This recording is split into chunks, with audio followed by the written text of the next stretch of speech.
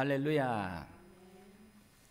오늘 모처럼 아주 교회를 오는데 한방눈이 펑펑 내려서 상당히 미끄러웠습니다. 오기도 힘든 길이었는데 이렇게 내 아버지의 집에서 평안한 가운데 예배할 수 있음을 하나님 앞에 우리가 감사할 수 있기를 바랍니다. 여러분, 가끔 보니까 텔레비전에 이런 프로가 있더라고요. 1호가 될 수는 없다. 아마 보신 분들은 잘 아실 거예요. 거기에 보니까 지난번에 보니까 상당히 오랜만에 개그맨 전유성 씨가 나왔더라고요. 이분은 좀 특별한 분입니다. 한때는, 지금이야 텔레비전에 잘 나오지 않지만 한때는 개그맨 중에서 책을 제일 많이 보는 분 중에 한 분이고, 또 책도 썼습니다. 그분이 쓴 책 제목이 이런 제목이 있습니다. 한번 잘 들어보시기 바랍니다. 하지 말라는 것은 다 재미있다. 이상하죠?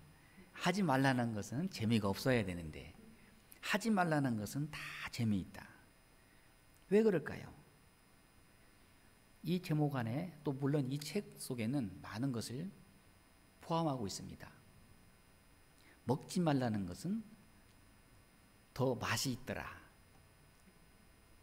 보지 말라는 것은 더 매력 있더라. 가지 말라는 것은 더 가고 싶더라. 하지 말라는 것은 다 재미있더라. 왜 그럴까요? 그것은 바로 인간의 마음속에 악이 있기 때문입니다. 해야 할 일을 즐거워하고 기뻐해야 되는데 할 수 있는 일, 해야 될 일은 안 하고 해서는 안 될 일만 골라서 하는 그 못된 마음이 나도 모르게 우리 마음속에 있습니다. 사람은 미워하면 닮는다, 그런 말이 있죠. 살아가면서 닮아가야 되는데 우리 어른들이 그런 말 하잖아요. 미워하면 닮는다. 꼭 저렇게 살지 말아야지. 왜 저렇게 사람이 저럴까? 그리고 미워하고 미워하다 보면 나도 모르게 그쪽으로 닮아가더라고요. 그러니까 안 닮고 싶으면 어떻게 해야 되겠습니까? 사랑하고 유의해 줘야지요. 하지 말라는 것은 다 재미있다. 그 속에 우리의 악이 있다. 여러분도 다 인정하시죠? 오늘 본문 15절 말씀에 이런 말씀이 있습니다. 내가 행하는 것을 내가 알지 못하노니 곧 내가 원하는 것은 행하지 아니하고 도리어 뭐만 한다고요? 미워하는 것을 행함이라. 성경이 우리에게 말씀해 주고 있잖아요. 선은 행하지 않고 미워하는 것만 골라 하더라. 이렇게 하고 싶은다. 그런데 막상 행동하는 걸 보면 전혀 딴판인 나. 이러한 모순된 자아를 우리 모두가 다 가지고 있다. 요즘 한때, 그 얼마 전 일이에요. 유행한 노래 중에 트로트 가사 제목 중에 이런 제목이 있더라고요. 테스형. 가수 나훈아 씨가 작사 작곡해서 텔레비전에 노래도 부르고, 난 처음에 테스형이라 그래서 이게 무슨 말인가 했어요. 소크라테스를 부르는 이름입니다. 이 가사의 내용에 보니까 테스형, 소크라테스형, 사랑은 또 왜 이래? 너 자신을 알라며 툭 내뱉고 간 말을 내가 어찌 알겠소? 모르겠소, 테스형. 테스형 아프다. 세상이 눈물 많은 나에게 테스형, 세상은 또 왜 이래? 자, 세상도 모르고 자신도 모른다. 왜 그렇습니까? 소크라테스는 그런 유명한 말을 남겼습니다. 너 자신을 알라. 즉, 나를 알고 나의 본 모습을 인정하고 나는 어떤 사람인가, 이것을 모르면 뭐 세상이고 철학이고 다 필요 없는 겁니다. 내가 나를 인정할 줄 알고 내가 나를 볼 줄 알고 또 내가 어떤 사람이라는 것을 스스로 깨달아야 진정한 사람이다 할 수 있는 것입니다. 내가 가장 잘 나간 줄 알았는데 알고 보니까 별것 아니에요. 내가 고생도 많이 하고 내가 열심히 살아온 것 같은데 손익계산을 해보니까 별로 남는 것도 없어요. 나보다 더 많이 배운 것 같은데 알고 보니까 그중에 내가 제일 모르는 것 같아요. 다른 사람이 다 이상한 것 같았는데 알고 보니까 그중에 내가 제일 이상한 사람이에요. 이게 바로 뭡니까? 너 자신을 알라. 남을 알기 전에 내가 나를 알아야 되는데 나의 실체를, 나의 본질을 좀 제대로 알고 또 우리가 인정하고 이렇게 우리가 자신의 정직을 우리가 바라볼 수 있어야 할 것입니다. 18절 말씀 보시면 원함은 내게 있으나 선을 행하는 것은 없노라. 내가 나를 볼 때 내가 뭔가 선한 일을 한다고 또 하려고 하는 의지가 있는 것 같았는데 행하는 것 보니까 악만 남아있더라. 하나도 선한 것이 없더라. 얼마나 모순된 자기 실체. 이건 남의 얘기가 아닙니다.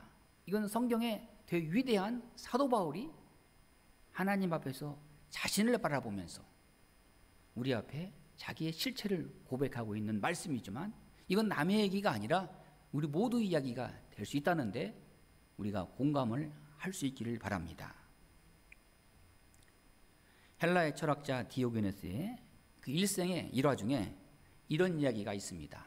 이 철학자가 환한 대낮에 등불을 들고 다니는 겁니다. 그리고서는 여기저기 다니면서 사람들의 시선을 끌어요. 그것도 환한 대낮에. 사람들은 묻습니다. 당신 좀 정신 이상한 사람이 아니에요? 이렇게 환한 대낮에 등불은 왜 켜고 다니는 겁니까? 도대체 무엇을 찾는 것입니까? 이 철학자는 말하기를 나는 정직한 사람을 찾는 중입니다. 이 세상에 어디 정직한 사람이 없나요? 정직한 한 사람. 참 그런 사람 오늘날 보기 드문 힘든 세상이 되었습니다. 종교교육자 마틴 루터는 말하기를 신앙이란 뭐냐? 하나님 앞에서 정직함이다. 정직함이란 자기 자신을 인정하는 것이고 우리가 하나님 앞에서 신앙을 우리가 내세울 때는 다른 것이 아닙니다. 하나님 앞에 나의 있는 모습 그대로 나의 실체 그대로 그런 정직함을 볼 수 있는 이런 사람이야말로 신앙인이요 하나님 앞에 참 진실한 사람입니다.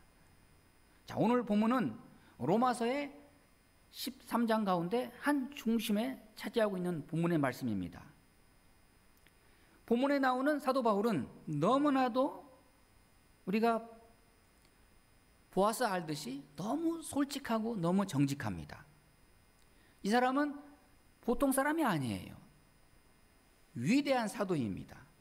어떻게 이렇게 위대한 대사도가 어떻게 하는 말씀을 들어보니까 나는 너무 악하다, 모순돼 있다, 나는 이런 사람이다 이렇게 정직할 수 있습니까? 그것도 이 로마서는 로마 성도들을 향해서 전하는 복음의 메시지입니다.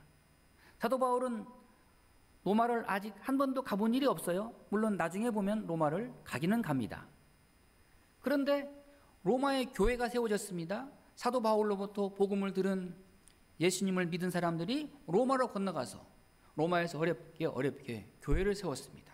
사도 바울은 로마에 꼭 가고 싶은데 지금 당장 가지는 못하고 로마 교회에 있는 성도들을 향해서 지금 편지를 쓰고 있습니다.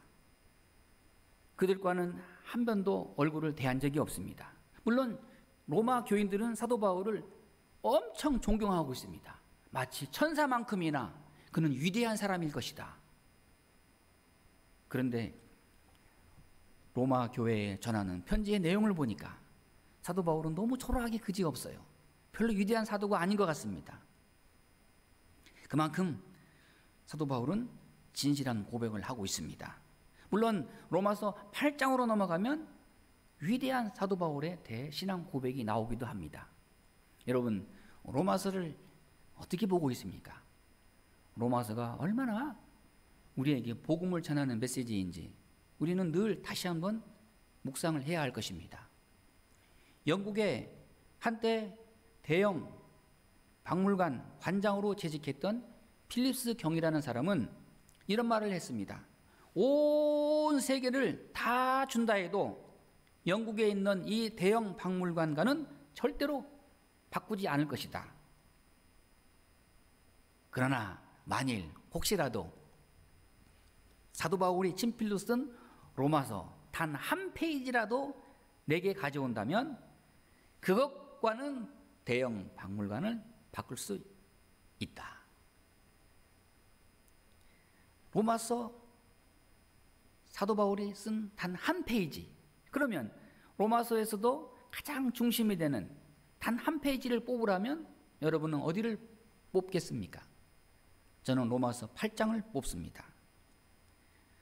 온 세상에 어떤 만약 큰 대이변이 일어나서 세상의 모든 성경이 다 없어졌다 하더라도 로마서 8장 한 장만 있어도 온 세상이 다 구원받을 수 있습니다. 할렐루야. 그런 의미에서 로마서 8장은 우리에게 너무나 완벽한 복음의 메시지를 전하고 있는데, 그 전에 로마서 7장에서는 사도 바울은 자기를 바라볼 때 나는 이런 사람이다, 나는 이렇게 겉과 속이 다른 사람이다, 자기 자신을 진실하게 말하고 있습니다. 절망의 모습을 솔직하게 보여주고 있습니다. 14절 말씀에 나는 육신에 속하여 그랬습니다. 육신에 속하여. 14절 말씀, 나는 육신에 속하여. 사도 바울 다시 한번 우리가 생각해 보면 그는 영에 속하여 이렇게 해야지 어떻게 육신에 속하여. 사도 바울답지 않는 자기 고백이지요. 나는 성령에 충만하여 이렇게 고백을 해야 할 사도가 나는 육신에 속하여, 그만큼 나는 세상 사람과 다른 바 없다. 또 오늘 말씀에 그 이어지는 말씀, 나는 죄 아래 팔렸도다. 14절 말씀에 죄 아래 팔렸도다. 팔렸다는 건 또 무엇입니까? 노예를 의미합니다. 노예가 어떤 값에 의해서 팔려갔습니다. 그러면 노예는 영원히 노예입니다. 새로운 주인을 위해서 죽도록 충성해야 됩니다. 자유가 없습니다. 아무 권한도 없습니다. 주인이 오라 그러면 오고 가라면 가고 주인의 물건에 불과할 정도로 철저하게 주인의 것입니다. 사도 바울은 이렇게 자기를 고백하고 있습니다. 나는 죄 아래 팔렸도다. 나는 완전히 죄에 팔렸다. 그럼 뭐만 남았다는 겁니까? 죄악만 남았다. 그리고 15절 말씀 보시면 내가 행하는 것을 내가 알지 못하노니.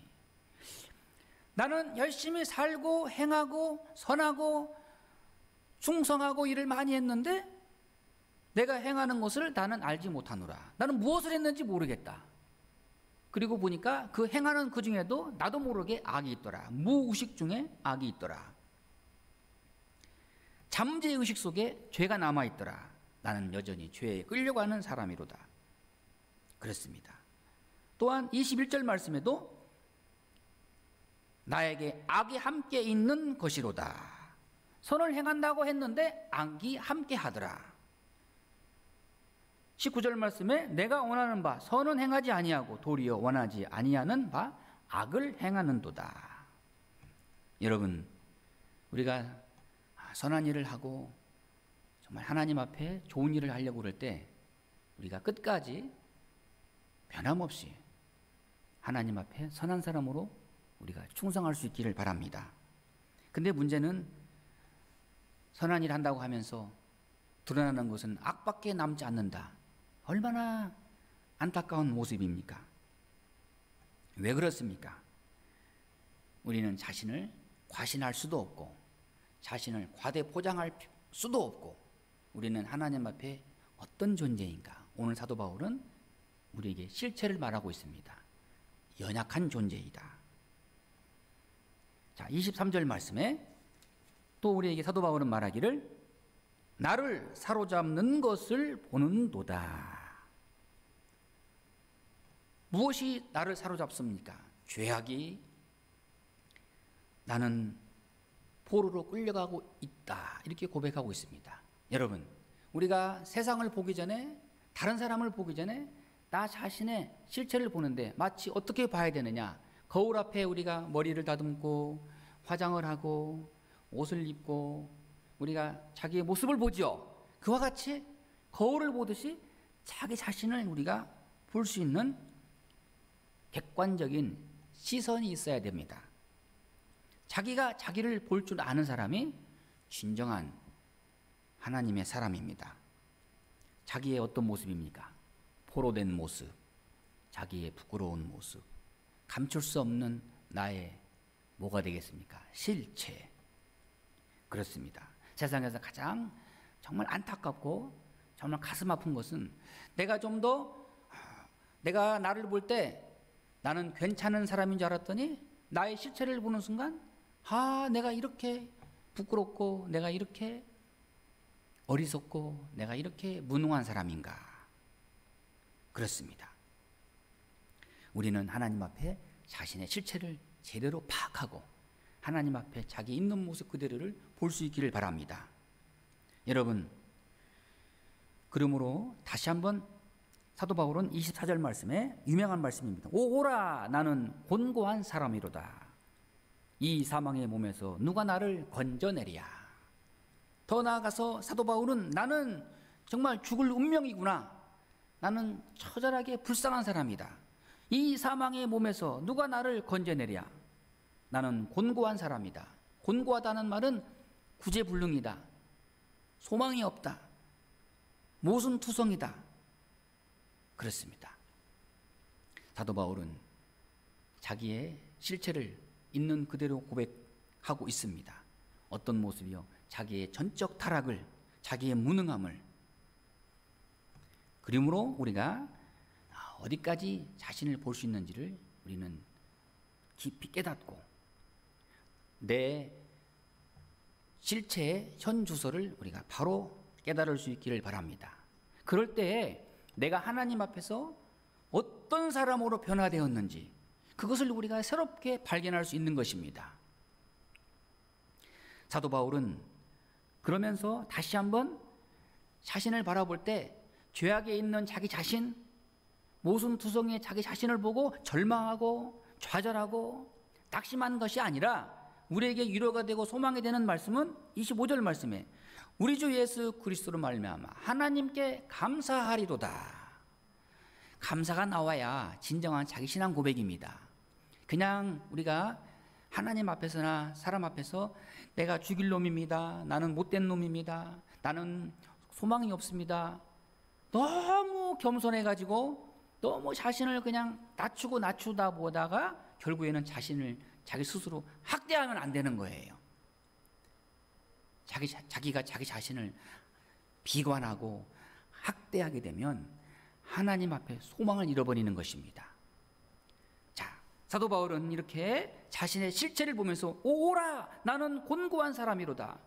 내 실체는 정말 별 볼 일 없다. 그럼에도 불구하고 우리 주 예수 그리스도로 말미암아 나는 하나님께 뭐 한다고요? 감사하리로다. 여기서 중요한 것은 뭡니까? 우리 주 예수 그리스도. 할렐루야. 나를 보면 절망이고 나의 실체가 더럽고 추하지만 그리스도 예수 안에 있는 나를 보게 되면 이것은 또 다른 내 모습이 보이는 것입니다. 어떤 모습이요? 그리스도 안에 있는 나. 그리스도와 함께한 나. 그 모습으로 오늘 내가 여기에 있는 것입니다. 하나님이 오늘도 그 모습으로 우리를 새롭게 여기까지 인도한 것입니다. 이 모습을 우리가 하나님 앞에 찬양하고 감사할 수 있기를 바랍니다. 치유하는 은혜라는 책이 있는데 이 책에서는 우리가 두 가지 의식을 잊지 말아야 한다. 두 가지를 잊지 말아야 된다. 기억하라는 얘기죠. 첫째, 나는 용서받아야 할 죄인이라는 의식이다. 언제나 남을 비판하기 전에 내가 먼저 비판을 받아야 할 사람이라는 것을 먼저 인정을 해야 됩니다. 그럴 때 세상은 좀 더 좋아지고 좀 더 거룩해지는 것입니다. 나는 오늘 또 내일 또 용서받아야 할 죄인이라는 사실을 한순간도 잊지 않기를 바랍니다. 그러면 남을 비판하지 않고 자기 자신을 볼 수 있게 되는 것입니다. 두 번째는 나는 이미 용서받은 죄인이라는 사람이라는 것을 잊어서는 안 됩니다. 그리스도 안에 있는다. 주 예수 그리스도께서 내 죄를 사하여 주셨어. 나는 하나님의 자녀이다. 나는 이미 용서받은 하나님의 자녀요, 하나님의 사람. 이런 의식이 우리에게 반드시 있어야 합니다. 그럴 때 우리가 나의 실체를, 진실한 나의 실체를 우리가 발견할 수 있는 것입니다. 사도 바울은 로마서 8장 1절 말씀에 그러므로 이제 다시 한번 우리에게 엄청난 신앙 고백을 합니다. 그러므로 이제 예수 그리스도 안에 있는 자는 결코 정죄함이 없나니 이는 그리스도 예수 안에 있는 생명의 법이 죄와 사망의 법에서 나를 해방하였음이니라. 사도 바울은 자기 실체를 잃어버리지 않았습니다. 더 한 걸음 나아가서 나의 나됨은 오직 하나님의 은혜로다. 그러므로 그리스도 예수 안에 있는 내가 소중하다. 그 누구도 나를 정죄할 수 없다. 오직 하나님만이 아신다. 나는 항상 용서받아야 할 죄인이로 동시에 이미 용서받은 죄인이로 이 긴장 관계 속에서 나는 오늘 또 살고 있다. 여러분, 우리는 이 은혜 속에서 하나님을 찬양할 수 있고 또한 하나님 앞에 겸손할 수 있고 또 하나님 앞에 자기의 모습을 통해서 우리가 하나님의 나라를 이뤄가는 하나님의 사람으로 우리가 함께 할 수 있기를 바랍니다. 오늘 사도 바울은 이 사망의 몸에서 누가 나를 건져내랴. 오호라 나는 곤고한 사람이로다. 그러나 또한 그리스도 예수 안에 있는 나는 하나님께 감사하리로다. 그 속에 오늘 내가 있음을 알고 오늘 또 다시 한번 소망의 하나님 앞에 힘을 내고 우리의 존재 그 실체 자체를 새롭게 변화시켜 주신 우리 하나님 앞에 감사하며 영광을 돌리면서 항상 저 영원한 하나님의 나라를 소망하면서 오늘의 모든 이 어두운 현실을 넉넉히 굳건하게 이겨나갈 수 있기를 바랍니다. 기도하겠습니다.